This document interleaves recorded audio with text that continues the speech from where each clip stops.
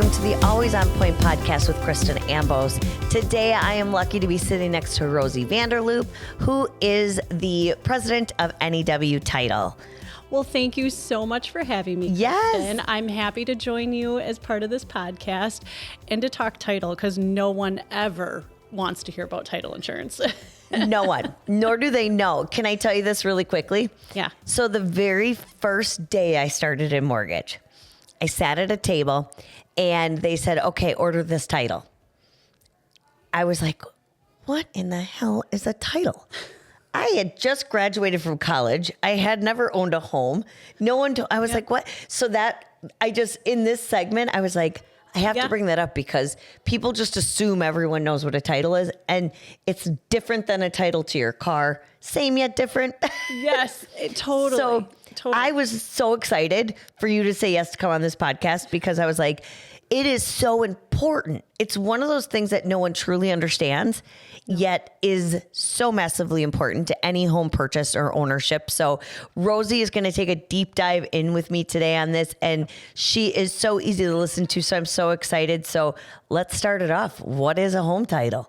What is a home title? Yeah. Well, I'm going to back up just a little bit because Perfect. I've been in the industry for about 20 years. Yes. I started my career in mortgages for a few years and kind of dabbled it. And like you, when I started in the mortgage industry, I was like, wait, I have to order a title insurance policy? Yeah, right? So I was like really confused by that. Started to get to know that. And then I left the mortgage side and started at a title company in 2009. So I'm coming up on my 16-year anniversary of being in the title insurance industry, and total eye-opening experience from going to the mortgage side where you're just like, oh yeah, they just push paper. That's really what they do. They print paper, they push paper, they collect signatures.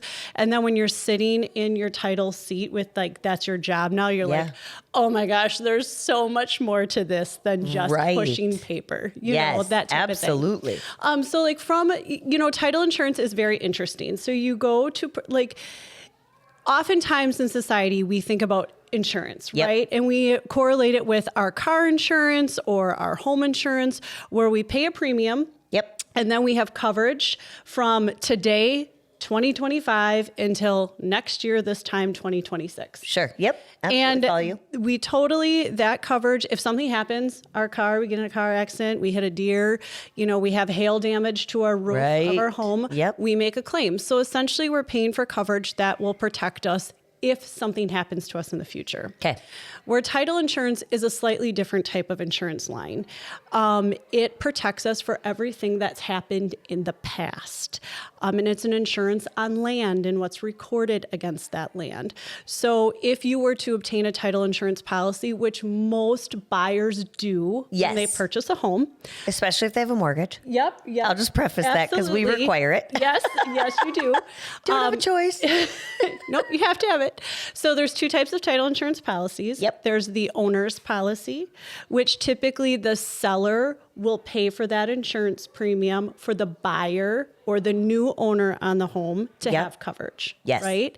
And that one-time premium that the seller pays protects the buyer from the date that they received the policy all the way back in the past. So unlike lines that I just described before that protect you for things that could happen in the future, this actually protects you from now until from back in time to make sure that, all the people that owned the property came out, they signed and released to make sure that there's no open mortgages or liens on the property, that you could have a creditor knocking at your door being like, hey, the guy before you owed us money and now we're here to collect. Right. So that policy is to the owner. It's called the owner's policy. Yes. Right. It's paid for by the seller, and then that buyer has insurance coverage the entire time they own the home, essentially. Okay. So layman's terms, no one can come back at them. Essentially. Yep. Yes. It just, it protects I know it's them. A lot more in depth than that, but it protects them from like the very basic things to make sure that, if in Wisconsin we have marital rights, right? Yes. Like husband and wife can go into title. Maybe just husband is in title, but wife still lives there. Yep. It ensures that that wife that may not have been on the deed, that she signed consenting to the sale of their home, and she can't come back and challenge ownership. Yep. Okay. So it ensures Great. to make sure all people have come out and that all the liens and mortgages that they have against the property, that those are all taken care of. They're all taken care of. They're all paid in full, satisfied. Yep. All the things. And that's at the very basic level. Yep. It does offer more insurances and stuff like that, but we Right. don't want to get into all that nitty gritty here today. I feel like some of that stuff is more one-off Yeah. than, more of the minority Yeah. versus the majority. Absolutely. Yep. Absolutely. So then the second form of insurance policy that we issue, which you alluded to with the home mortgage bit, Yep. is a lender's policy. So that's not issued in every situation. It's only issued if the buyer is obtaining a mortgage Yes. to purchase the home. Yes. So if the buyer's paying cash, there's no need for a lender's policy because there's no mortgage. Right. But when they're working with you to get their mortgage, you're coming to us and saying, hey, we need a lender's title insurance policy.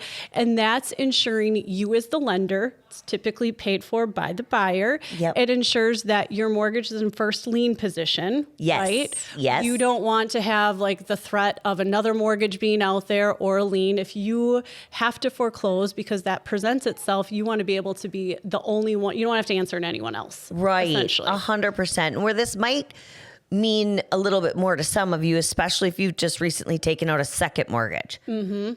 I'm a lender who's a first mortgage. Yep. I want to always be in first lien position, as you stated. Yep. So let's say you refinance. You have that second mortgage out here and you're going to leave it alone. In order to stay in first lien, we have to do what's called subordinate the second. Yep. So that we stay in the first lien. That means the second lien holder says, okay, we know we're going to stay in the second lien position. Yeah. That's what subordinate means. Yep. But basically, I don't want anyone to come in before me. I want to be the first one paid. I want to be the first one Yep. paid off. I want to be the one you answer Yes. to first. Yep. And, again, Yeah. in layman's terms, like, Absolutely. Yep. I'm the big mortgage. Yes. I want to be paid first. Top dog. Yes, Yep, absolutely. exactly. So that ensures you that, but then it also ensures that you have an enforceable mortgage, that Right. all owners that are vested in the property, that they've consented to the mortgage or they've signed the mortgage. Yes.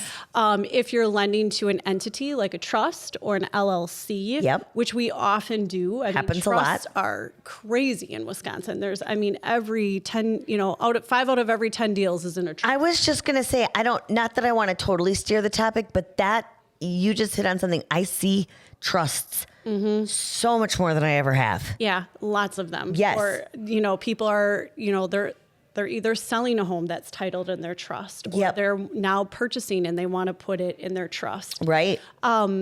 So in that instance, when you're lending and the trust is the borrower and the trust is the buyer, right? We want to make sure that we have the right individuals on behalf of Right. the trust consenting to that mortgage, because there could be a few players in that trust that once we read that trust document, we learn that this person is the person that has to actually sign the mortgage or has the authority to do so on behalf of that trust. Right. So part of our insurance when we're issuing that lender's policy is guaranteeing to you that we've collected the right signatures. Yep. And as a lender, we appreciate that. Yes. Because we want to make sure anybody who's buying the house knows that they're buying it. Yeah. And anyone who's selling the house knows they're selling it. Yes. Probably the more important of the, Yes. of the two things. That's entirely right. Yeah. So in a nutshell, it's an important line Yeah. of insurance, Yeah. essentially. Some would argue that it helps give investors and individuals that purchase property the confidence to invest their money in it. I think it's a great way to look at it. I personally have never looked at it that way. And as you were saying it, I was like, that makes all the sense in the world. That's exactly, that was great. Can you repeat that for the audience? some would argue that title insurance is a product line that helps give confidence Yes. in investing your monies into real estate, whether that be that's your investment for earning, instead of investing in the stock market, some people choose Right. to invest in real estate and have multiple rental properties and stuff like that. Yes. So it gives them confidence to do that. And I think this is where this is the silent where it's silent but so deadly in the right way Yeah. is you buy a home and you have confidence in that investment. Yeah. But that's due to having the insurance on it, the title insurance on it. Yeah. We just think, oh yeah, it's real estate, so it's great. But if none of these properties ever had title insurance, could you imagine the mess they'd be? And you wouldn't feel confident. So that's the exact reason why people do. Exactly. And I mean, I think when you look at other countries throughout the world, something like title insurance may not exist. And investing in real estate in those countries isn't as prominent as it is throughout the United States. Like, people want to invest money and have it be kind of not a sure, I don't want to say a sure thing, because sometimes it can be. Yeah. But you know, you have confidence in saying, okay, I have $300,000 and I'm going to go out and purchase a home. And you feel very strongly that you're not going to lose that $300,000 to somebody that could come knocking on a door and saying, well, actually, this is my property type thing. Yep. So it, you know, there is, like I said, this, you know, if you think about it, it does help support the values of real estate throughout the country, and provide consumers with the confidence to use their monies to purchase real estate. Absolutely. Such a small investment for such a huge guarantee, if you will. Or just a huge sense of relief that you're good. Yeah. Totally. Love it. And now you guys also, so title insurance is obviously very important when it comes to buyers and sellers, but there's more than just issuing the policies. Yeah. So a title company in general, we are a title insurance agent. So we issue title insurance policies on behalf of title insurance underwriters or companies. Sure. Yep. So like the easiest way to correlate it is, hey, State Farm is, you know, kind of, or Progressive is an insurance underwriter for car insurance and homeowners insurance. Yeah.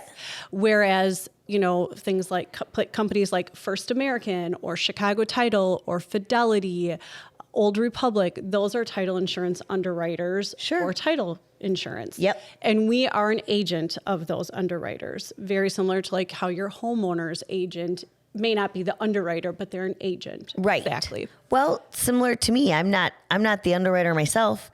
I have an underwriter. Yep. And I'm writing the loan. I'm doing all the work, but the underwriter's confirming that everything is accurate, and they're a non-party or a non-biased third party. Yep. That doesn't have doesn't have the buyers in their ear giving them the stories and all of that. They have to go in very objectively. So I would assume it's very similar. Yep. And if a claim is made, it's not made on our agency, it's made on the title insurance underwriter. So, so we're an issuing agent for multiple title insurance companies, or underwriters, but then we're also a closing agent. So we oftentimes are the party that facilitates the transaction amongst all the players in it. Yes. So we're kind of the middleman, and middleman might not be, we're the company that everybody simply reports to. We're holding everybody kind of accountable in the transaction. So the buyer and seller, we're coordinating with them. We're coordinating with the buyer's realtor. We're coordinating with the seller's realtor. We're coordinating with you as the lender. Coordinating with a lot of people. In some instances, there's an attorney involved, but for both the buyer and the seller. So we're coordinating with them. Maybe we're coordinating with a surveyor. We might be coordinating with a homeowner's insurance agent. So depending on all the players in that transaction, we're kind of like moving the pieces and helping like get it to the point that we can sign closing documents on the day of closing and exchange monies and record all those documents at the courthouse to make it part of public record. Right. So that's a lot of stuff. It's a lot of moving parts. That's where, of people. like, when I sat down my first day in the title company, I was like, oh gosh. How am I going to remember everybody? Oh gosh, this is not just pushing paper by any means. No, not at all. Because not only do you go back and search the property, I think we've had chain of title for up to 60 years, 100 years. Yeah, you know, typically we go back 60 years in the records. Okay. Sometimes we have to go back 100 years depending on the type of search we're doing. But for the most part, we land somewhere between 40 and 60 years. I was going to say, I feel like 60 years for us. And I know every lender could be a little bit different, but we just want to make sure that in the last 60 years, nothing's held over. Yep. As crazy as that may sound, you just don't know what might slip through the cracks. Absolutely. So you're doing the search, you're getting that title commitment together, Yep. which is, essentially what everyone's working off of to make sure to Yes. follow what we need to clear, and what requirements we have. And depending on, how property is titled, like, if we have dead people in title, or if we have a trust, or if we have, let's say there's a right of first refusal out there, which means that someone has recorded something against the property that gives them the first option to buy. Yep. If it's a condo, Something you don't think of very often. absolutely. If it's a Condos are another big one. condo, yeah. So there's just all different types of things depending on what the property is that we're looking through, we're working through, to make sure that we're clearing title, we're matching that up with the purchase contract that Yes. the buyer and seller have executed to make sure that we're meeting all the terms that buyer and seller have agreed upon. We're reaching out to the municipalities to make sure that, there's no outstanding special assessments on the property, or Right. there's nothing pending out there. If there's a new survey on the property, we're reviewing that survey. If that comes up, we're working through what the lender wants from us to make sure to be able to get it to close. We're coordinating to collect signatures on all the documents. Sometimes there's 10 sellers on a property and they're scattered throughout the United States. So we're working to coordinate That's that. the part I don't envy for you. Because I only work on the buyer side. Yeah. So I think the most I've ever had on a purchase is 4 people. Yeah. Which is a lot in its own right. Yeah. So I can't imagine having 10 sellers all over the country and trying to put some of that together when it comes to your trusts. Yeah. Or inheritance, or Hopefully all those 10 sellers get along. That's the other thing. that's a huge thing, which you know how Like that they goes. all get along. If you get one that's like, no, I'm not signing that, you're like, okay, well, you understand.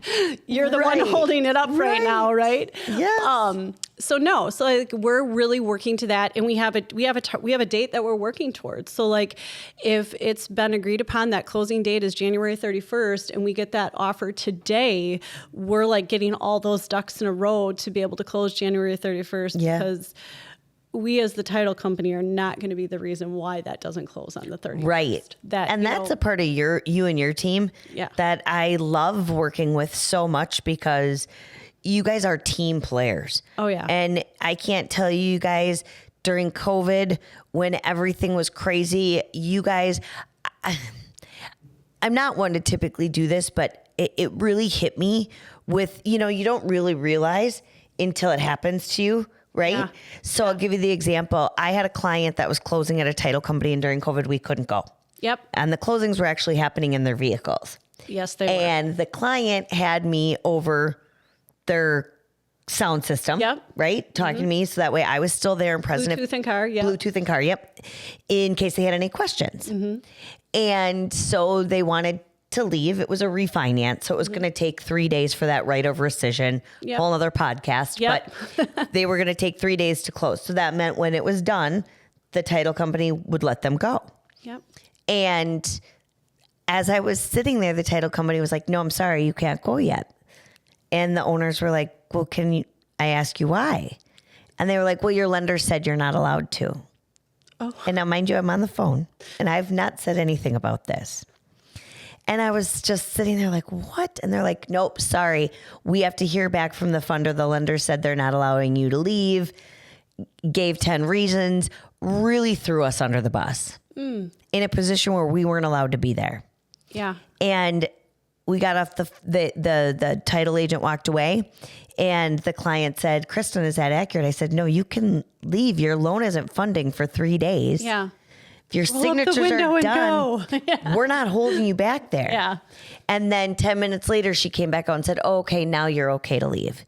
And I know that there's some due diligence that a title company has to do, but I want a title company who's going to partner with me. Oh, yeah. And say, we're working with your lender. Just make sure, not throw me under the bus like it's my fault that you're sitting there, when it's really a team effort. Yeah. And the part I will say about it is, you and your team, as far as it comes, you look at the owners, the sellers, the buyers, the sellers, both of their agents, the mortgage. You guys have such complete empathy and patience for all of us. And never once have you gotten hot or heavy with us. Never once. I trust that if there's some reason I'm on vacation or whatever reason I can't be at that closing, that you are taking the best care of them. And that's crazy enough hard to find. Yes. In your particular part of the industry. Yeah.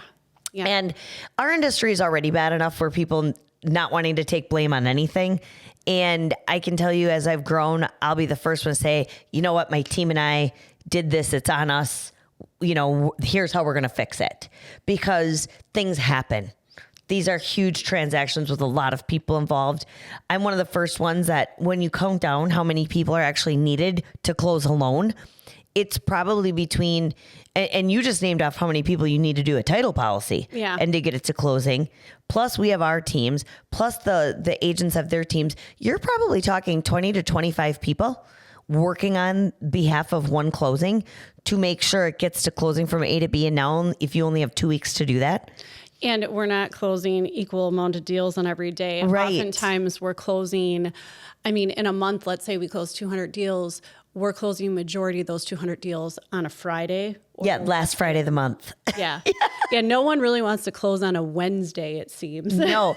So note to self, to all the consumers out there listening right now and real estate agents, if you want the best possible transaction, smoothest closing, close on a Tuesday at 10 a.m., 1 p.m., those you're never going to have an issue with. But yeah, you're right. Because then everybody's trying to stack them on top of each other, and you could only work as fast as you can work. Yeah. And there's so many considerations to give to this industry. Like, first and foremost, we are human. We do make mistakes. I think the biggest thing in my career and how I lead the group is, hey, when we have messed up, we're going to own it. We're going to come to the table and say, this was our fault. But we're not going to just come to the table and fall on a sword. We're going to come to the table and be like, this is our fault, and this is how we can choose to rectify it with options. And I think that resonates really well. Obviously we don't want to be making mistakes left and right, but once in a while that does happen. Can we own it? And can we come to the table with this is how we're going to resolve it? And we're going to resolve it as a team. And I think that speaks volumes, not just in this industry, but in life in general. Any career you're in. When you mess up, own it and figure out how we're going to get it fixed. I completely agree. It's when you call them and you're like, well, what do you want me to do about it? And it's like, well, that's not an answer. Yeah. We still have a lot of people we have to figure out how to work this for. So let's work together. Let's do that. And I can honestly say you have led your team that way, and all of you work that way. Yeah. And it's so appreciative beyond measure. And I think sometimes it's not just this transaction. Oftentimes transactions are stacked. So we'll be working with a seller that is going to go buy an hour after they're supposed to sell. So then they're buying, and then that seller on that transaction. If one transaction falls apart, it could literally knock out 4 or 5 for that day. Right. Simply because of how they're stacked to be able to buy, the domino effect. Yes. So that always has to be in our mind when we're processing something. If this isn't going to go, it's not only going to make this situation bad, but it's going to make 3, 4, maybe 5 situations bad throughout the day. And there's always a way to get through something. Figure-outable. Yeah. You just have to open up your mind to understand what those options are. Yep. And I do think that's a strength that our team has. Very much so. There's a lot of ways we can dice an onion. Yeah. Let's figure out the best way to dice the onion for this situation to make sure that everyone leaves here happy, obviously within the confines of the law and all of that stuff. But let's make sure that, we're not being narrow-minded and saying well, this is how we've always done it. So this is how we're going to do it. Let's think about well, how can we think outside the box to make sure that we can still get to the end result? Absolutely. And there's been a lot of times for all of you out there where I've called Rosie or Jeff on her team and said, okay, here's my situation. This is what we got to do. This is trying to fit it in so the buyers, sellers, everything can work.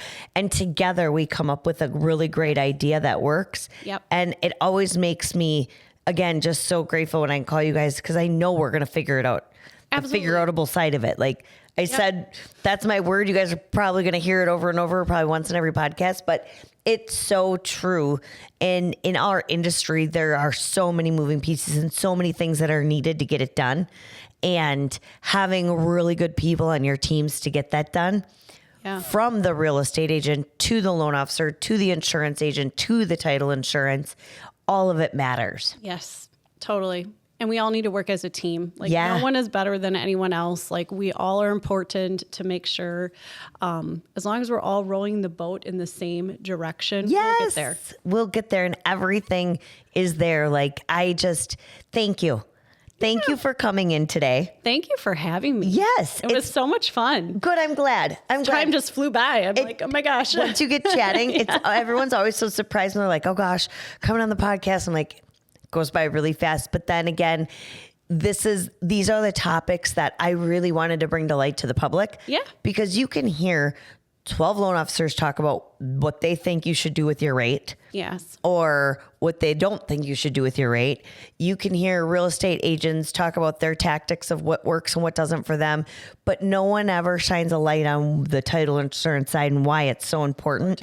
Yeah. And to me, it's important for consumers and real estate agents alike, even some lenders out there, to truly understand what the need of title is and why it's so important to every transaction. Yeah. Well, I'm glad I could help. Thank help you. In that. So thank you. So we much. appreciate it very, very much. And to those of you who are listening, if you have any questions about title, want to ask questions or want more information, just reach out and we'll be sure to get you Rosie and her team's information so that you can contact them directly to go over that. I know enough about title to be dangerous, but I am not the expert in title. So I will leave it to the experts that are at hand here. So thank you so much again for listening. And again, if you could just like, share, and subscribe, that would be amazing. Somebody who you might know who needs title information. Maybe there's a trust issue in your family going on, or maybe there's one where you know you're going to sell and you're not sure to put those pieces together.